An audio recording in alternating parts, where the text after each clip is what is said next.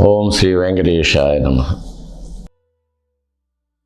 The most frequent question I used to face throughout my career has been, how come you are a scientist and a priest at the same time? I used to joke that Lord Balaji wanted a scientist priest for a change after a long time. The priest profession is to deal with spirituality, yoga and related subjects which are metaphysical. And a scientist deals with all physical dimension only, which things exist in physical form. But I used to contemplate that science and spirituality are not two different subjects, but the same subject at two different levels. Where science and reasoning ends, spirituality begins. A simple example, the scientist needs certain sophisticated equipment to observe things which are too small or which are too large or which are at a long distance and which he cannot see with the naked eye. Take for example the microorganisms, the bacteria, the diatoms, or the unicellular organisms, protozoans or coelenterates. You cannot see them with the naked eyes.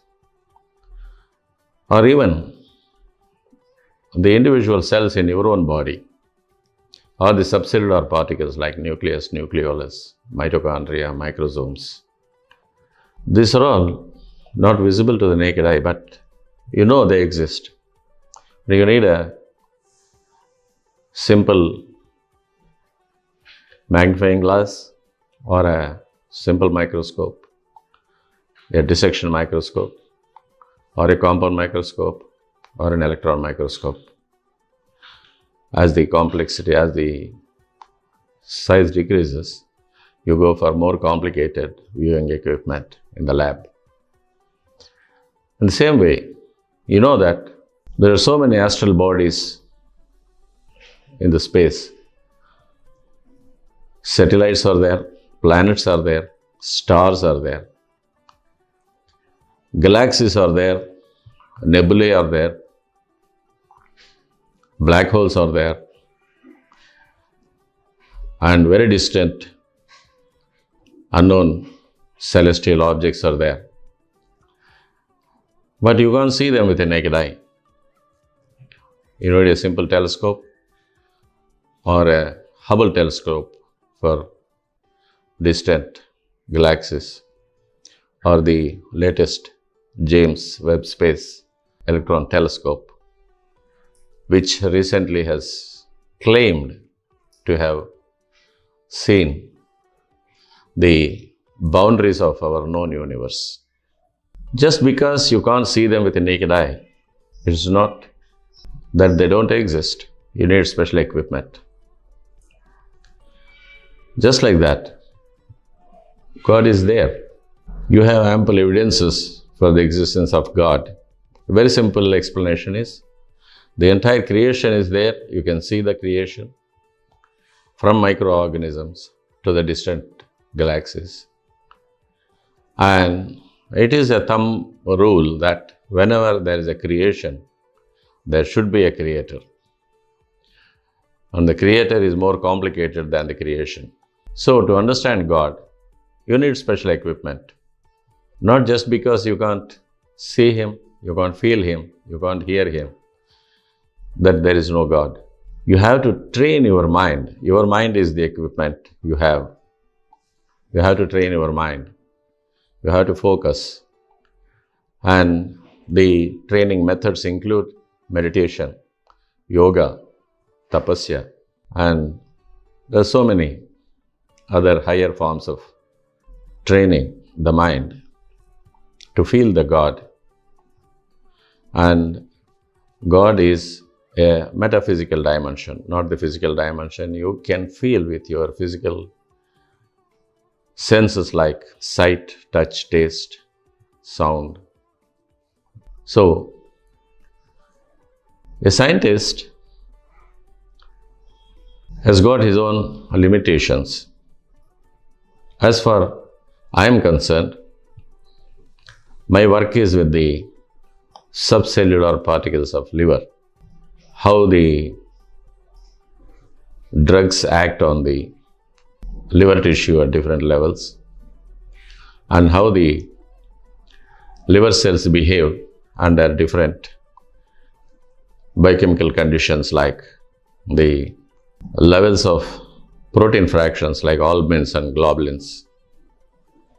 So I separate the subcellular particles of liver and study the behavior of all these cells under different experimental conditions and arrive at a conclusion that the concentration of the protein fractions like alpha, beta, gamma globulins and albumins on the nitrogen metabolism of liver tissues, which is the most essential system in our entire body. More than a brain, more than a heart, liver controls all the biochemical reactions of the entire body, and very slight variations in the ammonia concentrations or carbon dioxide concentrations in the tissues will be fatal to the organism. But after going to the subcellular particles, in literature I have studied about the molecules, macromolecules, molecules, cells, and the subcellular particles like electrons, neutrons, photons. And now, more and more complicated, more and more simpler issues are coming up like very unstable subcellular particles, unstable things like God's particle, which exist only for some microseconds and disappear. Very complicated. But after that, what? Who is creating? And how they are behaving under particular conditions? And what will be the effect of these things on the creation, on the human life or the animal life around us or the life of our own planet? These very simple particles, they behave according to a set pattern. And who is the controller of all these set patterns? The quest for all these questions, they stop there. Now the spirituality enters. Now the creation, the creator will enter the scene, and the creator is the controller of the entire creation. He is mentioned as Brahmanda Antar Bahirvyaptaya Namaha. He exists inside the universe and outside the universe.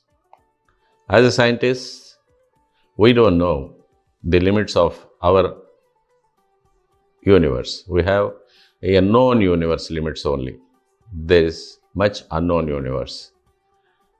And the entire universe is now understood to be inside a very thin membrane, and that goes well with the Vedic word Brahmanda, the huge egg. So the entire universe is in the form of a huge egg, Brahmanda. So it took us so many thousands of years to arrive at a concept which our rishis have given millennia ago. And now we started talking about multi-universes. But God is mentioned as Akhila Andakoti Brahmanda Nayaka, the creator of innumerable universes, multiple universes, billions of universes similar to our own universe. So it goes on, but the human mind has got limited perception. We can't understand beyond a few million light years.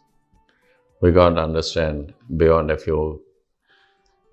own universe. But there are multiple universes and there is a creator and he controls everything. And now the concept of the microcosm and macrocosm comes. The microcosm, whatever is in the huge universe, exists inside a single cell in miniature levels. And whatever exists in a single cell at a miniature level exists in the entire universe at a maximum level. That is called microcosm and macrocosm. So all this comes to light when you bridge the science and spirituality. Of course, my destiny was sealed because I am born into a family of priests who had been serving the Lord Venkateswara in Tirumala temple for 1800 years, for almost 36 generations. And being born into such family as a single child, I have to become a priest. That way, my fate was sealed even by birth. But because of my interest in science and availability of resources and availability of educational institutions in my hometown, Tirupati, and because of my interest in science, I pursued till PhD. And fortunately or unfortunately, I was not able to follow it up after PhD because I had to enter the temple after my father was gone.